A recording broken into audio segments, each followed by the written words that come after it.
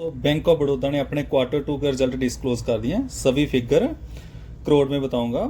चलो देखते हैं। सबसे पहले इनकम क्या निकल कर आती है। जो पिछले क्वार्टर में थी वो थी 35,766 करोड़। पिछले साल थी 35,444 करोड़। अब वह हुई है 35,025 crore. Year on year basis पर देखा जाए तो 1% की गिरावट है। क्वार्टरली वाइज देखा जाए तो लगभग 3% की गिरावट है। तो आगे देख लेते हैं नेट इंटरेस्ट इनकम क्या निकल कर आती है। जो पिछले क्वार्टर में थी वो थी 31,091 करोड़। पिछले साल थी 30,278 करोड़। अब हुई है 31,510 crore. Year on year basis और क्वार्टरली बेसिस पर में इनकम में बढ़ोतरी हुई है। आगे देख लेते हैं कंपनी के खर्चे। जो पिछले क्वार्टर में था वो था 27,529। पिछले साल था 25,967। अब हुआ है 27,449।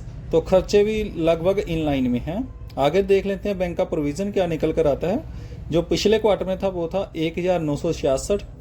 पिछले साल था 2,335। अब घटकर हुआ है 1,232।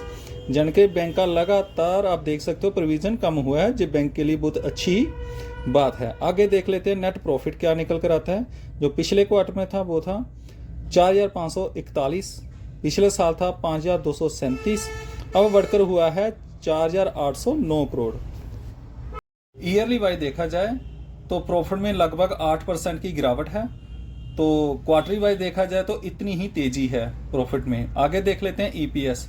पिछले क्वार्टर में था 8.78। पिछले साल था 10.3। अब हुआ है 9.13। तो आगे देख लेते हैं ग्रॉस एनपीए भी क्या निकल कर आता है। जो पिछले क्वार्टर में था वो था 2.38। पिछले साल था 2.50। अब हुआ है 2.16। आई होप आपको वीडियो अच्छी लगी है। लाइक और सब्सक्राइब जरूर करें। Thank you.